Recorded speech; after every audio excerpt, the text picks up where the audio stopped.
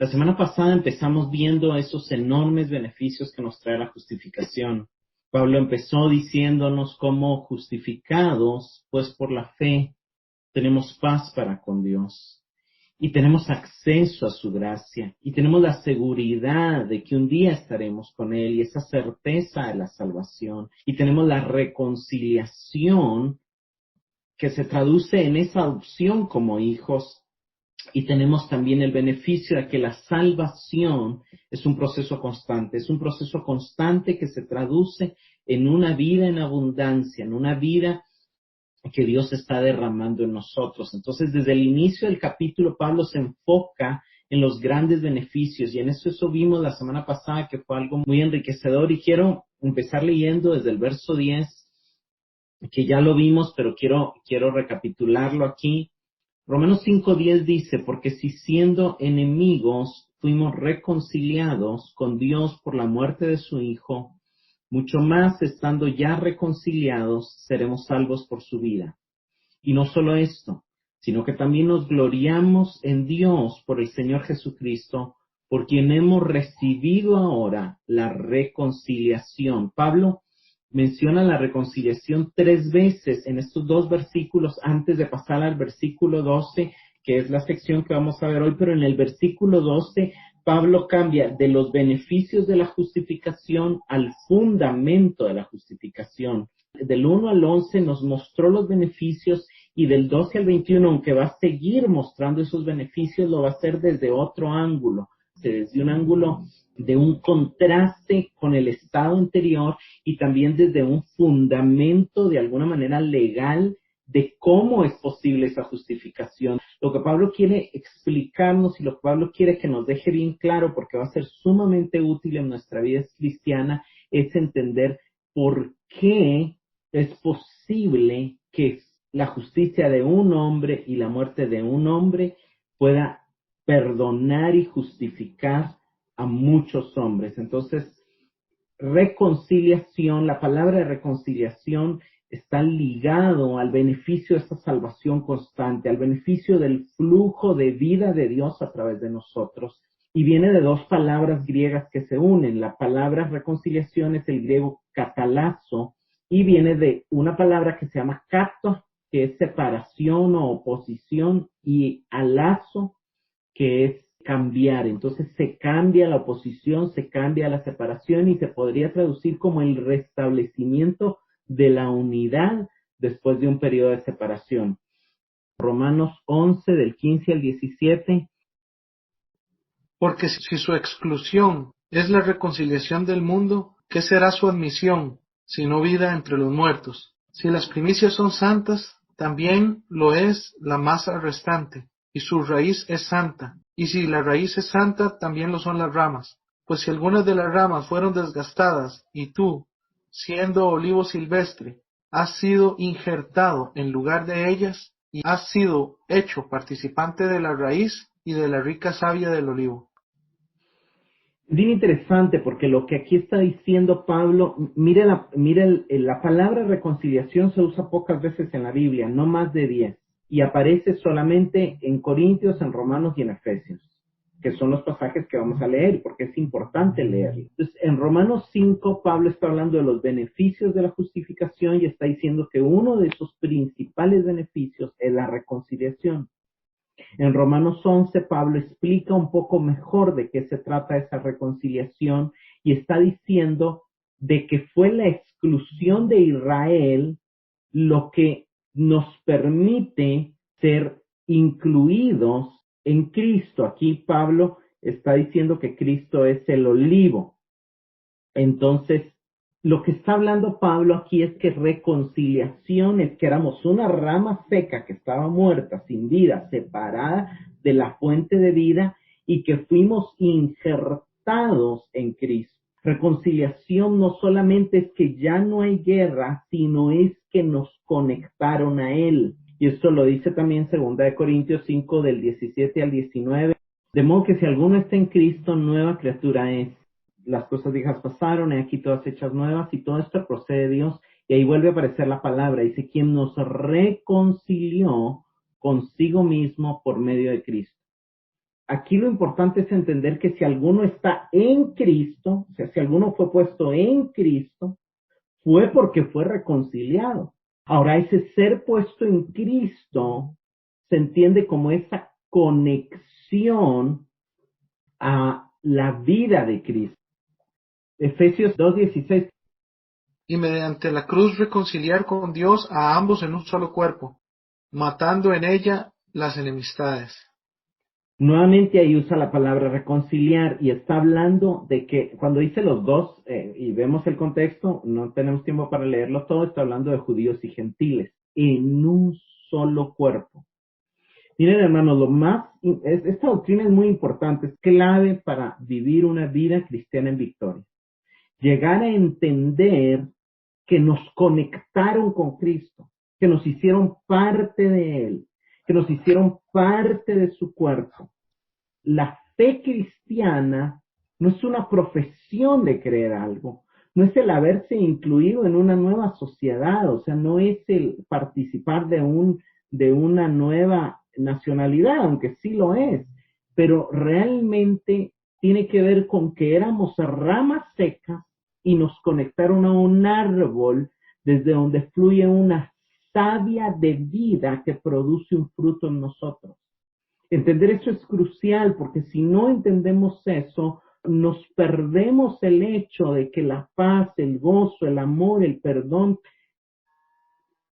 fueron diseñados para fluir automáticamente por la conexión a Cristo. No es algo que tenemos que esforzarnos por hacer en nuestra carne. Eso es lo que hacen las religiones.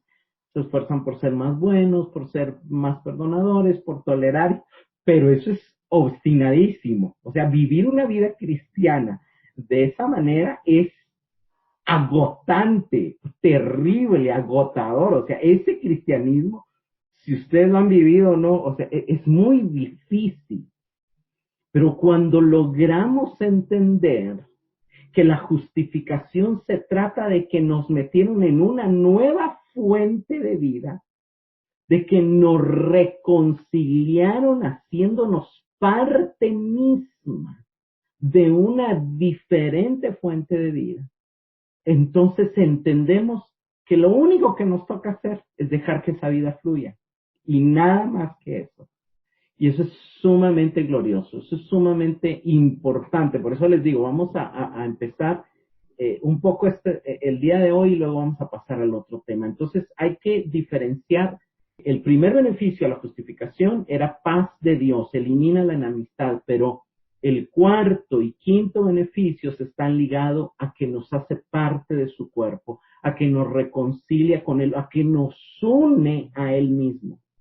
Y Pablo quiere presentar esta verdad y quiere presentar el fundamento legal de la justificación.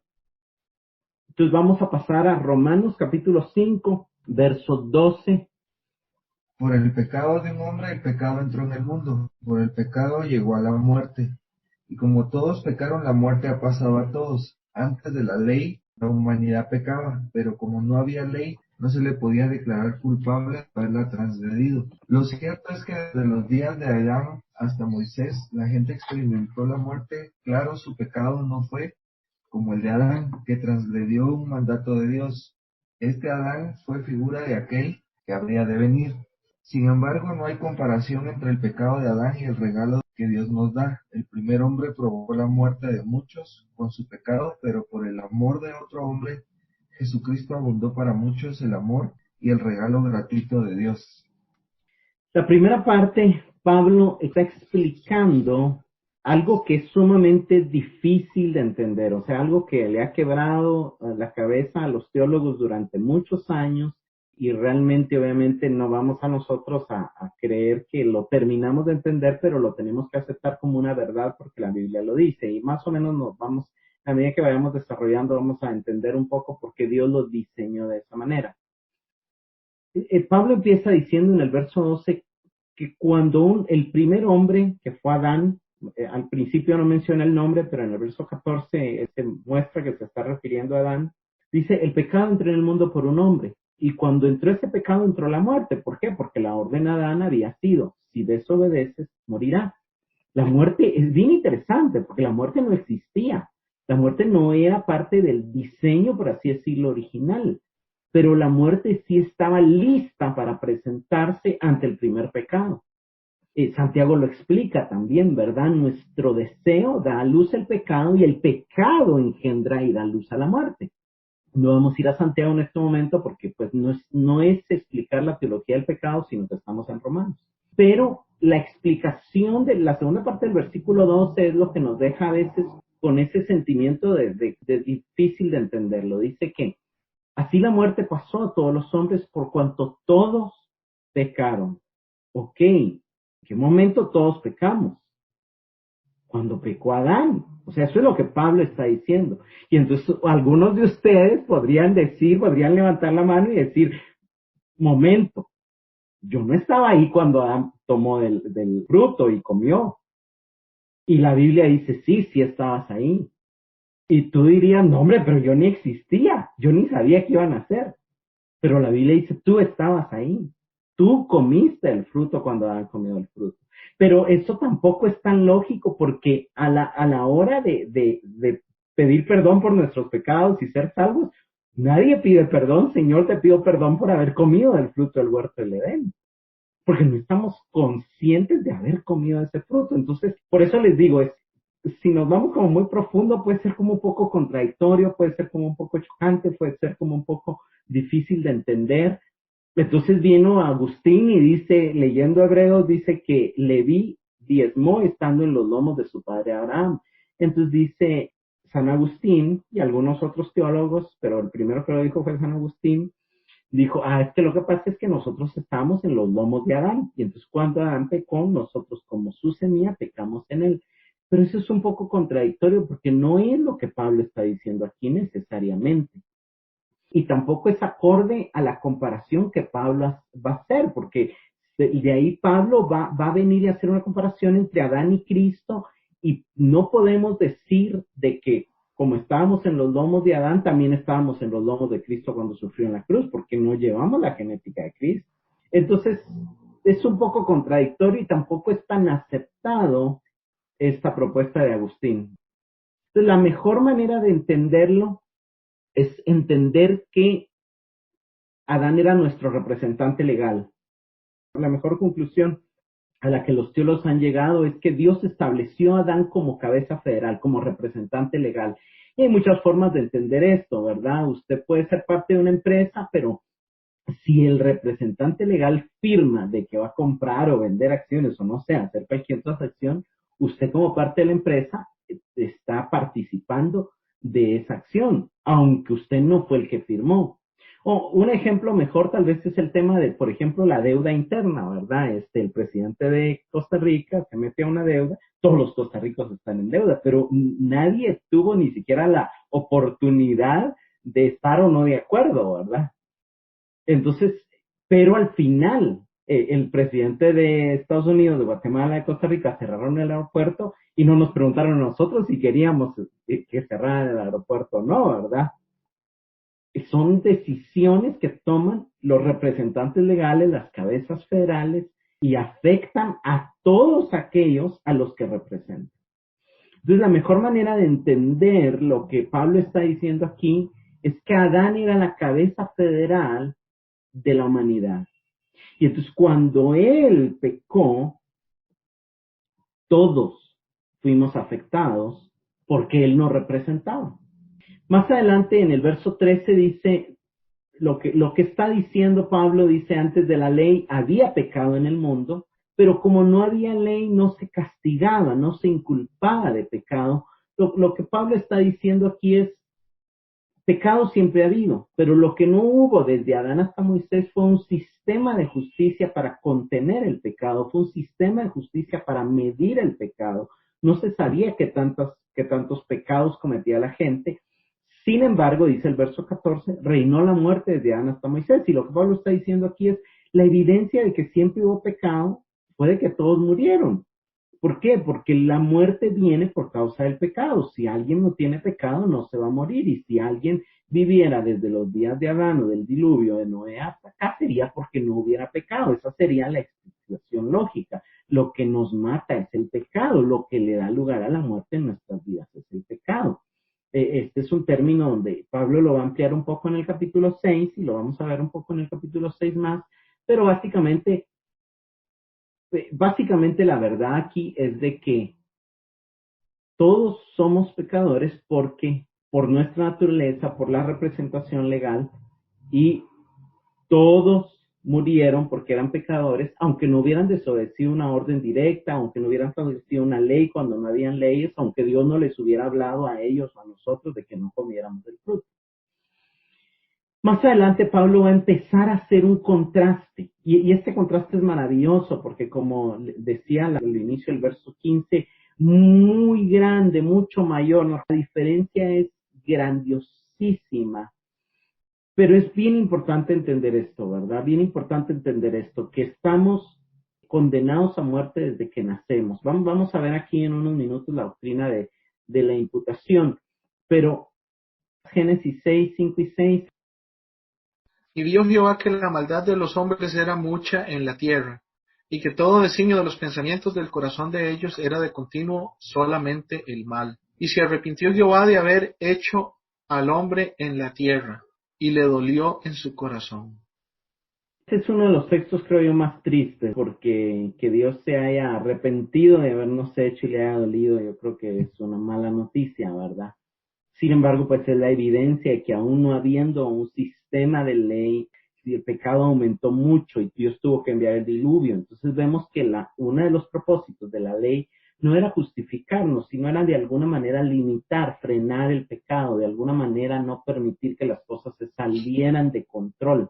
Por eso esa fue una de las razones por las que Dios dio la ley y por las que todas las naciones obviamente han establecido un sistema legal y un sistema de justicia, ¿verdad? ¿Por qué? Porque de alguna manera hay que cuidar la integridad humana, y si por ahí anda alguien que no va a ser castigado por matar a los que se les ocurra, entonces todos estamos en riesgo, ¿verdad? Entonces, básicamente, Pablo está explicando eso, ¿verdad? La ley era necesaria y cuando no había ley, de todos modos, el pecado, al contrario de ser menor, era mayor. ¿Por qué? Porque Pablo no quiere que lo malentiendan también cuando después diga que el pecado abundó y sobreabundó la gracia. Pero la pregunta que Pablo quiere responder es aquí: ¿cómo es posible que por el acto de obediencia y por la vida de obediencia a Cristo, en un periodo tan corto de tiempo, que fue las 3 horas que estuvo en la cruz, haya podido limpiar el pecado de tantos años, de tantas personas, y aparte de eso darnos su justicia y darnos los enormes beneficios de la justificación que vimos la semana pasada? Necesitamos una explicación para eso, y eso es lo que Pablo nos está explicando, ¿verdad? La explicación de por qué esto es posible es por la doctrina de la imputación, por la doctrina por el elemento de la representación legal, por el elemento de la cabeza federal. La obediencia de un hombre, Jesucristo, revirtió la desobediencia de otro hombre, Adán. O sea, toda la economía de la salvación está en el asunto de la representación. Un hombre puede representar a los muchos y lo que uno haga afecta a todo lo que representa. Así como lo que Adán hizo afecta a todos los que están conectados a él, ahí sí, por la genética, también lo que Cristo hizo va a afectar a todos los que estamos conectados a él por medio de la reconciliación. Ya no es por genética, sino es por medio de una unión espiritual llamada reconciliación. Entonces, básicamente la doctrina de la imputación dice que cuando todos pecamos, todo el pecado, que cuando Adán pecó, pasó su naturaleza pecaminosa a todos los hombres. O sea, todos nacemos con naturaleza pecaminosa. Una naturaleza pecaminosa que, como vimos en Romanos 3, fue afectada la capacidad de pensar, fue afectada la voluntad, fue afectada las palabras, fue afectado los deseos, fue afectado todo el alma del hombre fue afectada, ¿verdad? No hay quien busque a Dios, no hay quien piense el bien, sus pies corren al mal, debajo de sus lenguas hay víbora. Bueno, ustedes saben, ¿verdad? Eso lo vimos en Romanos 3, ¿verdad? Todo fue afectado, aún la voluntad, ¿verdad?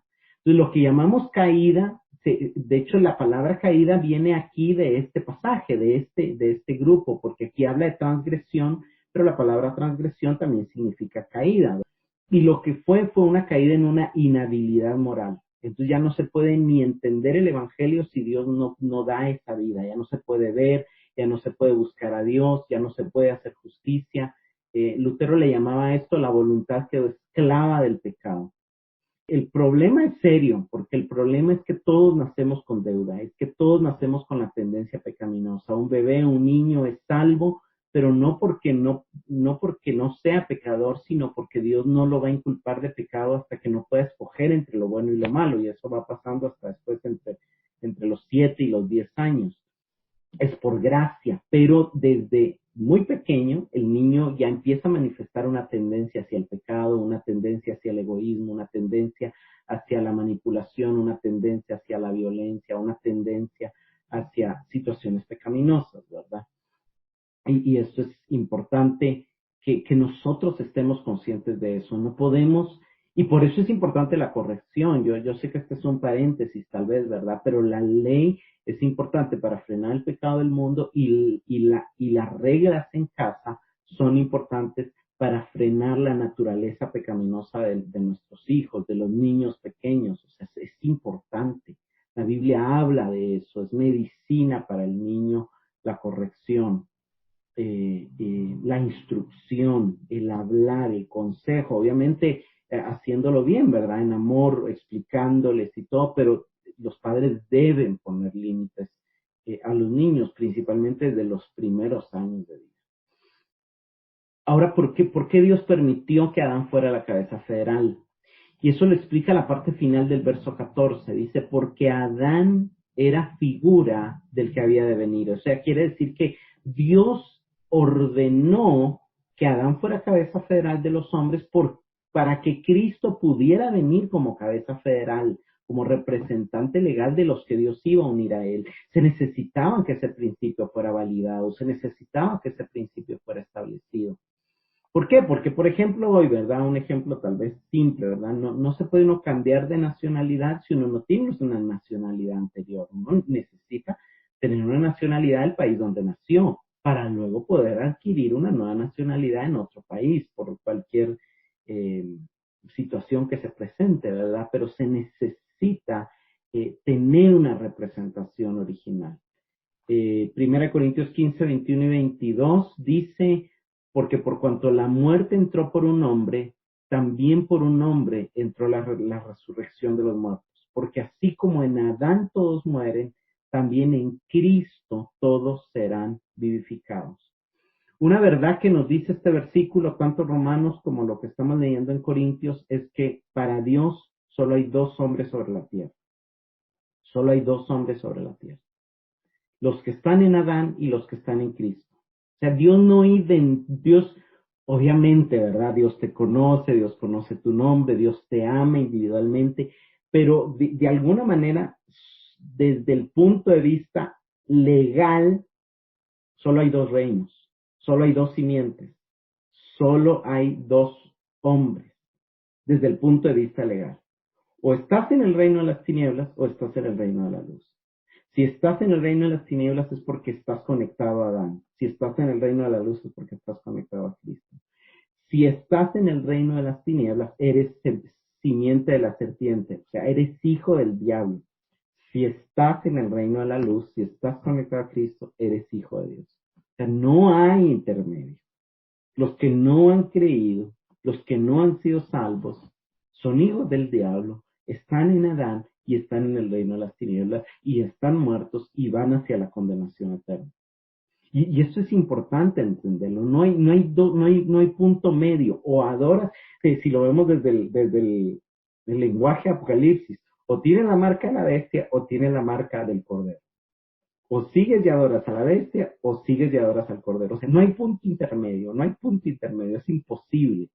Y por eso a la iglesia que es tibia, Dios la va a vomitar, porque no puede existir tibieza, no puede existir, o sea, no se puede tener un pie en el mundo y un pie en Cristo, o sea, es o uno o el otro. No voy a entrar a detalle, pero la Biblia habla muchas veces de cómo Cristo no solo tomó nuestro pecado, sino también nos dio su justicia, ¿verdad? Si ustedes quieren leer algunos pasajes, Isaías 53 habla de eso, y Hebreos 9:28 dice que Cristo fue ofrecido una sola vez para quitar los pecados, 1 Pedro 2:24 dice que Él llevó nuestros pecados sobre el madero a fin de que vivamos a la justicia, o sea, a fin de darnos la justicia. Y 2 Corintios 5:21 dice que al que no conoció pecado, lo hizo pecado por nosotros para que nosotros fuésemos hecho justicia de Dios en él. Romanos 4, del 22 al 24. Por lo cual también su fe fue contada por justicia, y no solamente con respecto a él se escribió que le fue contada, sino también con respecto a nosotros, a quienes ha de ser contada, esto es, a los que creemos en el que levantó de los muertos a Jesús, Señor nuestro. Es importante entender esto. La salvación son 3 transferencias que se dan. Número 1, Adán nos transfiere su naturaleza pecaminosa. Ese es el inicio.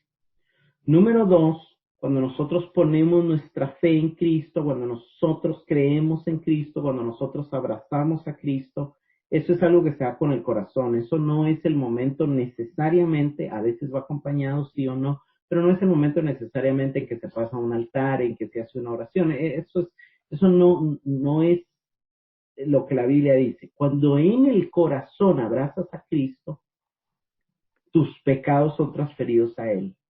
Y en el siguiente momento, su justicia es transferida a ti. Entonces, ese es el proceso de justificación. No es nuestra justicia la que nos salva, es la justicia de Cristo. No son nuestras obras las que nos salvan, no es por obras para que nadie se gloríe. Son las obras de Cristo, es la justicia. La salvación no es gratis. La diferencia es que nosotros no pagamos el precio, el que paga el precio por Cristo. Romanos 5, desde el 15 hasta el 21. Pero el don fue como la transgresión, porque si por la transgresión de aquel uno murieron los muchos, abundaron mucho más para los muchos la gracia y el don de Dios por la gracia de un hombre, Jesucristo. Y con el don no sucede como en el caso de aquel uno que pecó, porque ciertamente el juicio vino a causa de un solo pecado para condenación, pero el don vino a causa de muchas transgresiones para justificación. Pues sí, por la transgresión de uno solo reinó la muerte, mucho más reinarán en vida por uno solo, Jesucristo, los que reciben la abundancia de la gracia y el don de la justicia. Así que, como por la transgresión de uno vino la condenación a todos los hombres, de la misma manera por la justicia de uno vino a todos los hombres la justificación de vida. Porque así como por la desobediencia de un hombre, los muchos fueron constituidos pecadores, así también por la obediencia de uno, los muchos serán constituidos justos. Pero la ley se introdujo para que el pecado abundase, mas cuando el pecado abundó, sobreabundó la gracia, para que así como el pecado reinó para muerte, así también la gracia reine por la justicia para vida eterna mediante Jesucristo, Señor nuestro. Es algo maravilloso porque Pablo aquí empieza a hacer una comparación entre la deuda del pecado y el regalo de la justicia. Básicamente Pablo repite en el 15, 16, 17 y 18 y 19 la misma verdad. O sea, estamos hablando que Pablo repite 5 meses la misma verdad. Y 20 y 21 sí lo dice de una manera un poquito diferente, pero 5 veces Pablo repite la misma verdad. Digamos, si pudiéramos resumir las consecuencias de estar conectados a Adán o de haber nacido como hijos de Adán o de que Adán haya sido el representante de la raza humana son pecado, condenación y muerte. Sin embargo, los beneficios que tenemos en Cristo son gracia, justicia y vida. Lo que hizo Adán fue meternos en una gran deuda, en una deuda de, no sé, 100 millones, por decir algo, ¿verdad? Y lo que hizo Cristo fue no solamente pagar nuestra deuda, darnos un crédito muchísimo mayor que la deuda que nos metió Adán. Por decirlo, ¿verdad? Adán nos metió en una deuda de 100 millones y Cristo nos dio 500,000 billones, por así decirlo. La mejor manera de entender la justificación es entender que no fuimos regresados al estado en el que estaba Adán. Dicho de otra manera, digamos, Adán tenía un patrimonio de, qué sé yo, una casa. Adán tenía un patrimonio normal, ¿verdad? Digamos, de $1,000,000 era el matrimonio de Adán. Adán no solamente perdió eso, sino que entró en una deuda de $1,000,000, ¿verdad? Tenía, digamos, $100,000 de patrimonio, se metió en una deuda de $1,000,000. Y vino Cristo y no solamente cubrió la deuda del $1,000,000, sino que nos dio 1,000,000,000 más, por así decirlo. Es bien, bien interesante porque era necesario de alguna manera, o sea, Dios en su soberano plan, en su soberanía absoluta, Él vio que era mejor, final iba a ser mejor para nosotros, que Adán nos condenara y que Cristo nos salvara, que la salvación de Cristo, como era Dios mismo, iba a sobreabundar, fue mejor, o sea, fue un beneficio que viniera la deuda, porque si nadie, si tú nunca estás en deuda, nadie ve la necesidad ni siquiera de pagar tu deuda, ni siquiera de darte. Es dicho de otra manera, veámoslo desde el plano de vista legal. Alguien que te representaba, tú estabas en una empresa y alguien que te representaba cometió un delito, pero tú también cometiste delitos. Entonces te enjuician por todos los delitos, el que hizo el que te representaba y los que tú hiciste. Y entonces te meten una condena de, no sé, 50 años. Y pierdes todo tu patrimonio, te quedas absolutamente sin nada.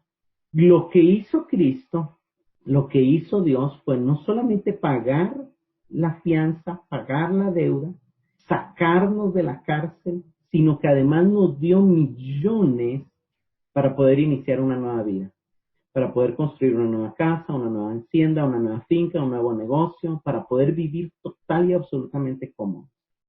Esa es la mejor manera de entender la salvación. Y algunos lo explican de esta manera. Misericordia fue que Dios pagó tu deuda y gracia fue que te dio más de lo que tu deuda necesitaba para ser pagada, para que tú ahora puedas tener una mejor vida. Eso es, obviamente estamos hablando en el ámbito espiritual.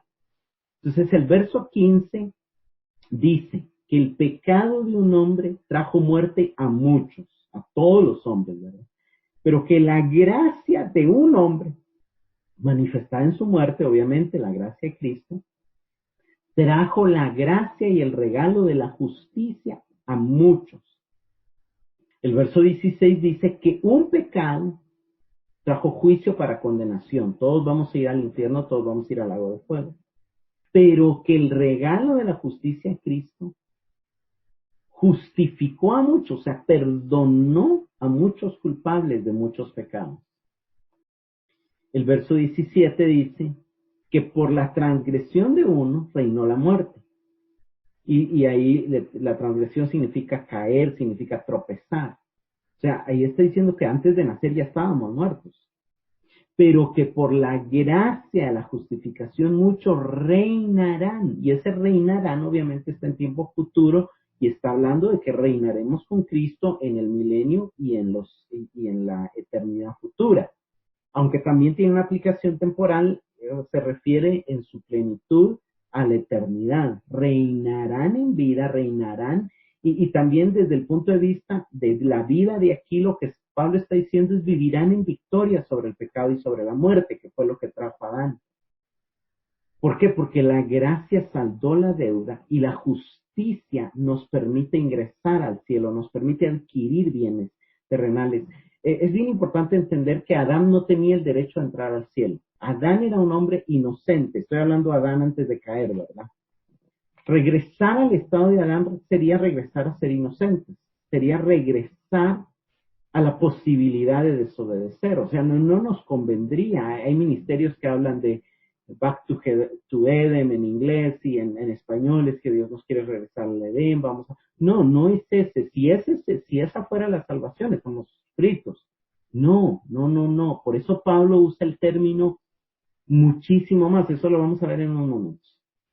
Pero digamos, en el verso 18, la transgresión trajo culpa para condenación a todos. El pecado siempre trae condenación. Pero la justicia de uno trajo justificación de vida. O sea, que Cristo no solo quería que fuéramos perdonados, quería que tuviéramos la oportunidad de una vida diferente, de una vida nueva. O sea, por eso no, porque si la vida eterna y si la salvación sería solo el derecho a entrar al cielo y de tener una mejor eternidad, entonces aceptemos todos a Cristo mejor un minuto antes de morirnos y gocemos esta vida sin Él. No, o sea, no tiene sentido, no hace sentido. Dios quiere desde aquí, darnos una vida diferente. O sea, la vida de un cristiano que entiende la justificación no puede ser igual que la del mundo. O sea, no es posible, no cabe que un cristiano viva deprimido, viva temeroso, viva afligido, y eso lo vamos a explicar obviamente en los siguientes capítulos de Romanos. Pero desde ya Pablo está poniendo ese fundamento. Pero, por ejemplo, en el verso 15 dice, el don no fue igual. O sea, no tiene el mismo valor. El don de la justicia no vale lo mismo que el pecado. No fue igual, vale mucho más.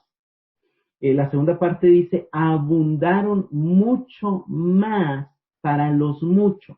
O sea, si comparamos la transgresión de Adán con la gracia, el don de la justicia, es una abundancia mucho más, o sea, es algo que lo supera por mucho. El verso 16 dice, con el don no sucede como, o no es igual que. En el verso 17, la segunda parte también dice, si la transgresión de uno reinó la muerte, mucho más reinarán en vida. Y luego ya va al verso 20. La ley se introdujo para que el pecado abundase. Pero cuando el pecado abundó, la gracia sobreabundó. Y esa palabra sobreabundó es la palabra hiperpericeo, que significa abundar más allá de lo imaginable, más allá de lo necesario, más allá de lo requerido. O sea, la Biblia es bien clara. El regalo de la justicia es mucho mayor que la deuda del pecado. El cielo no va a ser el Edén, va a ser mucho más abundante, mucho más glorioso, mucho más enriquecedor que el Edén. Ahora, ¿qué quiere decir aquí la Biblia? Que la ley hizo crecer el pecado, o que la ley hizo que el pecado abundara. Salmo 106, 43 al 46. Alabado sea el Señor. Den gracias al Señor porque Él es bueno. Su fiel amor perdura para siempre. ¿Quién podrá enumerar los gloriosos milagros del Señor? ¿Quién podrá alabarlos lo suficiente? Hay alegría para los que tratan con justicia a los demás y siempre hacen lo que es correcto. Acuérdate de mí, Señor, cuando le muestres favor a tu pueblo. Acércate y rescátame. Déjame tener parte de la prosperidad de tus elegidos. Permíteme que me alegre por el gozo de tu pueblo. Concédeme alabarte con los que son de tu herencia. Hemos pecado como nuestros antepasados, hicimos lo malo y actuamos de manera perversa. Hagamos una pausa ahí. Vemos que el Salmo empieza dando gracias a Dios y alabándole por su bondad y por su misericordia. Y de alguna manera el verso 2 es interesante porque dice, ¿quién puede relatar? O sea, ¿quién puede contar los poderosos hechos del Señor? O sea, Dios ha hecho cosas inimaginables, maravillosas. Luego dice, bienaventurados los que guardan justicia. Y pide esa visitación por la salvación en el verso 4. Pero ahí en el verso 6 él va a reconocer cómo también la misericordia y la bondad de Dios se manifestó cuando el pecado abundó. Y entonces empieza a relatar, de aquí en adelante se vuelve bien interesante, porque va a relatar esos ciclos de pecado y misericordia entre Dios y su pueblo, ¿verdad? Es ese, cómo también, aunque el pecado obviamente trajo sus consecuencias negativas, también les permitió ver el poder, la misericordia, la grandeza de Dios manifestándose cuando se volvían a Él. Leamos del 7 al 12. Nuestros antepasados en Egipto no quedaron conmovidos ante las obras milagrosas del Señor. Pronto olvidaron sus muchos actos de bondad hacia ellos. En cambio, se rebelaron contra Él en el Mar Rojo. Aún así, Él los salvó para defender el honor de su nombre y para demostrar su gran poder. Ordenó al Mar Rojo que se secara y condujo a Israel a través del mar como si fuera un desierto. Así los rescató de sus enemigos y los libertó de sus adversarios. Después el agua volvió y cubrió a sus enemigos. Ninguno de ellos sobrevivió. Entonces el pueblo creyó las promesas del Señor y le cantó alabanza. De esos siglos, en Egipto pecaron, fueron esclavizados. Dios los salvó. Pecaron en el Mar Rojo. Dios los salvó.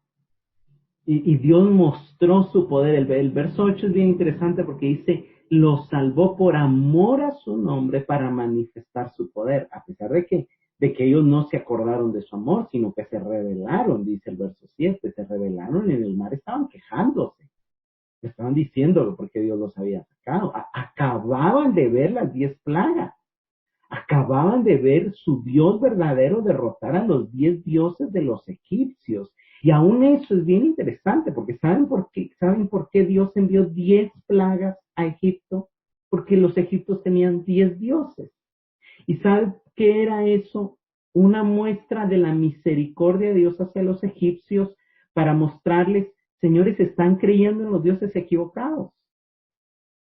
Sus dioses no son reales, no son verdaderos, no tienen poder. Si ustedes creyeran en mí, se salvarían. O sea, era un llamado a los egipcios para creer en el Dios verdadero y para arrepentirse. Y yo estoy seguro que hubo egipcios que fueron salvos y que se metieron dentro de los hebreos y salieron de Egipto, que realmente se dieron cuenta que sus dioses no existían. Pero Dios lo hizo para mostrar su poder. Sigamos. Sin embargo, que pronto olvidaron lo que él había hecho. No quisieron esperar su consejo. En el desierto dieron rienda suelta a sus deseos. Pusieron a prueba la paciencia de Dios en esta tierra árida y baldía. Entonces les dio lo que pedían, pero al mismo tiempo les envió una plaga. Pecado siempre va a tener consecuencias. La gente del campamento se puso celosa de Moisés y tuvo envidia de Aarón, el santo sacerdote del Señor. Por esa causa la tierra se abrió, se tragó a Datán y enterró a Abirán junto con los otros rebeldes. Sobre sus seguidores cayó fuego. Una llama consumió a los perversos. Los israelitas hicieron un becerro en el monte Sinaí. Se inclinaron ante una imagen hecha de oro. Cambiaron a su glorioso Dios por la estatua de un toro que come hierba. Se olvidaron de Dios, su Salvador, quien había realizado tantas grandezas en Egipto. Hagamos una pausa aquí. Miren cómo, ¿saben por qué está escrito esto? Porque esa es la tendencia de nuestra alma. Olvidarnos de lo que Dios ha hecho, olvidarnos de su justificación, olvidarnos de su perdón, olvidarnos de dónde nos sacó, olvidarnos de todo. Para que no nos alarguemos tanto, saltémonos al verso 34. Israel no destruyó. Desde el 32, perdón, para que se entienda ahí. También en Meribá provocaron el enojo del Señor y le causaron serios problemas a Moisés. Ya no entró a la tierra prometida, ¿verdad? Y fue porque el pueblo ya lo tenía y le colmó la paciencia. Hicieron que Moisés se enojara en tierra como el Señor le había ordenado. En cambio, los israelitas se mezclaron con los paganos y adoptaron sus malas costumbres.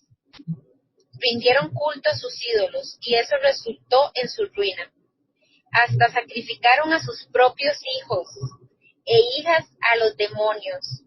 Derramaron sangre inocente, la sangre de sus hijos e hijas, al sacrificarlos a los ídolos de Canaán.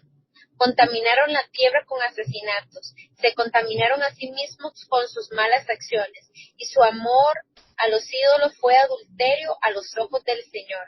Por eso el enojo del Señor se encendió contra su pueblo, y él aborreció a su posesión más preciada. Los entregó a las naciones paganas, y quedaron bajo el gobierno de quienes los odiaban. Sus enemigos los aplastaron y los sometieron a su cruel poder. Él los rescató una y otra vez, pero ellos decidieron rebelarse en su contra. Y finalmente su pecado los destruyó. Aún así, él sintió compasión por la angustia de ellos y escuchó sus clamores. Recordó el pacto que les había hecho y desistió a causa de su amor inagotable. Hasta hizo que sus captores los trataran con amabilidad. Oh Señor nuestro Dios, sálvanos. Vuelve a reunirnos de entre las naciones, para que podamos agradecer a tu santo nombre, alegrarnos y alabarte. Alaben al Señor Dios de Israel, quien vive desde siempre y para siempre. Que todo el pueblo diga amén, alabado sea el Señor. Yo creo que este es un buen ejemplo, ¿verdad? Ustedes nos saltamos unos versos, pero yo creo que está muy claro. Yo creo que este es un buen ejemplo donde el pecado abundó, sobreabundó la gracia. Cómo la ley hizo crecer el pecado. Pero a mayor pecado, mayor dolor. A mayor dolor, mayor clamor. Y a mayor clamor, mayor gracia. Mayor pecado, más consecuencias negativas, más dolor, más juicio. A mayores consecuencias negativas, más clamor. Y a más clamor, conocemos más la gracia de Dios. Ahora, eso no es una invitación a pecar, como Pablo nos va a mostrar en el capítulo 6, pero sí es un entendimiento de que a veces lo que voy a decir va a sonar chocante, pero a veces hay gente que necesita pecar más para ser quebrantada realmente al punto donde entienda verdaderamente su necesidad de Dios y al entenderla pueda clamar a Él y hallar gracia y hallar misericordia. Y aunque yo sé que lo que estoy diciendo parece no tener base bíblica, la base bíblica es el hijo pródigo. El padre le dijo, tú necesitas aprender una lección, hijo. Así que aquí está tu herencia, vete de la casa, quiébrate, arruínate la vida, quédate sin nada, y ahí vas a aprender que necesitas de tu padre. Ahí vas a aprender que necesitas de Dios. Ahí vas a aprender a valorar lo que no valoras. Entonces, a veces, de alguna manera, digamos, la ventaja del pecado es que nos hace quebrarnos. ¿Quiénes son los bienaventurados? Los que se dan cuenta de su pobreza, lloran su pecado, se vuelven mansos por causa de que ya aprendieron la lección y entonces despierta en ellos hambre y sed de justicia. Y entonces reciben la justificación y su hambre y su sed de justicia es saciada con la justicia de Cristo. Ese es el Evangelio. Mateo 5, esas fueron las bienaventuranzas. Las bienaventuranzas se dividen en 2 grupos de 4 y los 2 grupos de 4 hablan de cómo se alcanza la felicidad verdadera, la vida verdadera, la felicidad gloriosa. El verso 21 termina diciendo, para que así como el pecado reinó para muerte, así también la gracia reine por la justicia para vida eterna mediante Jesucristo nuestro Señor. Y Pablo cierra con el mediante Jesucristo nuestro Señor como lo abrió en el verso 10 y 11. Señores, si no deja a Adán de ser nuestro representante y empieza a ser Cristo a ser nuestro representante, nada de esto es cierto y nada de esto se vuelve efectivo en nosotros. Necesitamos cambiar de representante y necesitamos cambiar de nacionalidad y necesitamos cambiar de naturaleza. Y eso lo hace Dios. Y eso lo hace Dios, pero cuando lo entendemos que ya sucedió en nosotros, empezamos a disfrutar de los beneficios que tenemos lo que eso hizo. Ya no estamos ligados a Adán y por lo mismo ya no estamos bajo condenación y por lo mismo la muerte ya no es nuestro destino, aunque nuestro cuerpo le toque ir a la tumba, la muerte ya no es nuestro destino y por lo tanto ya no tenemos deuda, ya no hay motivo para tener culpa, para tener temor, para tener vergüenza, para tener muchas cosas negativas que a veces todavía tenemos porque no hemos entendido el cambio tan trascendental que se dio en la justificación. Y eso lo va a explicar Pablo con mayor detenimiento en los capítulos 6, 7 y 8 de Romanos. Pero, ¿cuál es el medio para esta superabundante gracia? ¿Cuál es el medio para este mayor regalo? ¿Cómo puede gobernar esta gracia en nuestra vida y llevarnos a gobernar sobre el pecado, sobre la culpa, sobre el juicio, sobre la condenación y sobre la muerte? A través de Cristo, mediante Jesucristo, entendiendo que tenemos que permanecer en Él, conectados a Él, conectados a su vida. Y entonces la gracia va a reinar. La gracia va a reinar, no va a reinar ya el pecado. El verso 21 es bien claro. El pecado reinó para muerte, el pecado sigue reinando en muchos, el pecado nos sigue esclavizando. A veces quiere volver a esclavizarnos, pero ya no tiene el derecho legal de esclavizarnos, ya no tiene el derecho legal de reinar sobre nosotros. Ahora nos toca a nosotros velar para que lo que reine sobre nuestra vida sea la gracia, porque eso nos va a permitir vivir la vida eterna, la vida plena, la vida maravillosa que Dios quiere que vivamos. Es bien importante entender qué pasó en lo legal, qué pasó en el tema de representación. Es bien importante entender que fuimos unidos a Cristo. Es bien importante entender que al que el Padre ama no es a nosotros, es a Cristo. Que el que tiene entrada al cielo no somos nosotros, es Cristo. Que el satisfizo a Dios con su justicia no somos nosotros, es Cristo. Que el que reina no somos nosotros, es Cristo. Pero como nos unieron a Él, esa es la base de entrar al cielo. Esa es la base de que las oraciones sean escuchadas. Esa es la base de que el amor fluya. Esa es la base de que podamos vivir en paz. Esa es la base de que podamos vivir en gozo. Esa es la base de que no nos tengamos que preocupar porque vamos a comer, vestir o andar el día mañana. Esa es la base. Porque el Padre le dio todo a su Hijo. Porque Cristo es el heredero de todo. Pero nosotros fuimos conectados con Él. Yo sé que esto a la mente es tal vez un poco complejo, pero que el Señor traiga esa revelación. Filipenses 3, 8 y 9. Y ciertamente, aún estimo todas las cosas como pérdida por la excelencia del conocimiento de Cristo, Jesús, mi Señor, por amor del cual lo he perdido todo, y lo tengo por basura, para ganar a Cristo, y ser hallado en Él, no teniendo mi propia justicia, que es por la ley, sino por la que es por la fe de Cristo, la justicia que es de Dios por la fe. Este pasaje creo yo que es sumamente profundo y no quiero entrar en muchos detalles, pero Pablo tiene algo muy claro.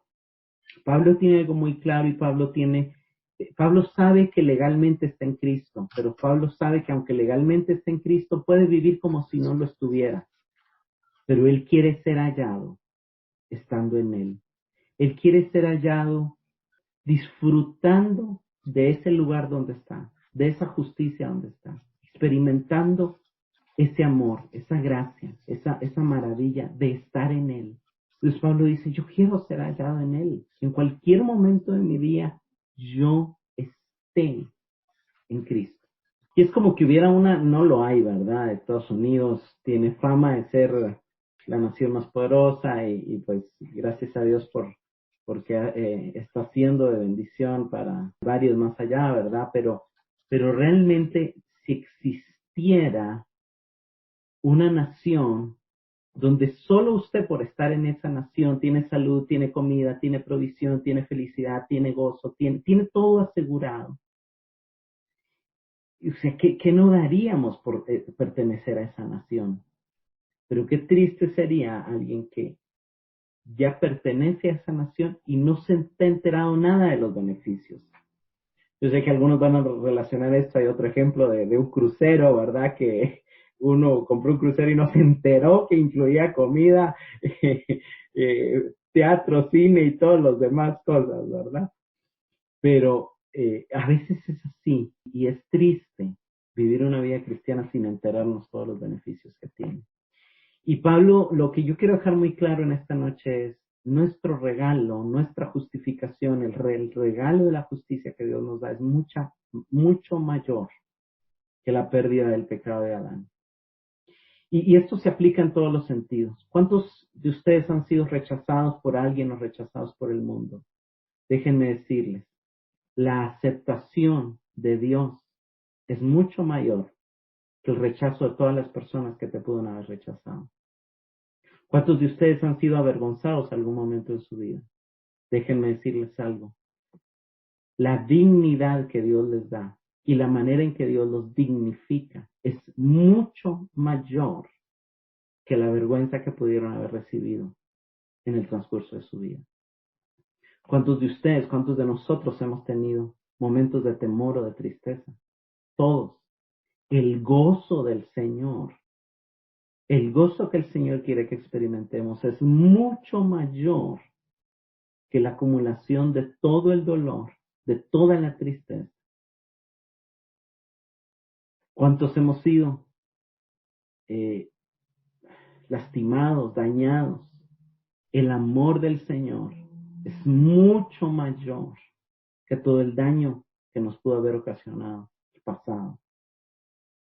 El poder de la gracia es mucho mayor que el poder del pecado.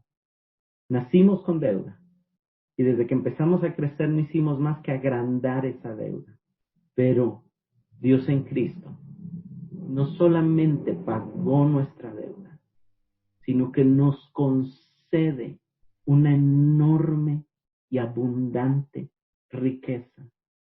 Las riquezas de su amor, de su dignidad, de su gracia, de su perdón, de su fortaleza, de su seguridad, de su confianza.